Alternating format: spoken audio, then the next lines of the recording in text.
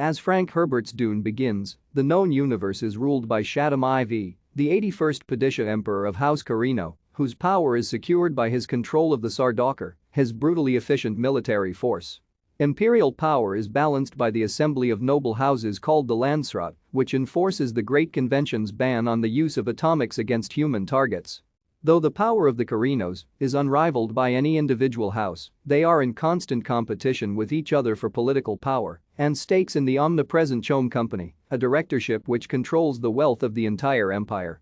The third primary power in the universe is the Spacing Guild, which monopolizes interstellar travel and banking through its proprietary use of melange-mutated Guild Navigators perform the necessary computations to safely navigate folded space.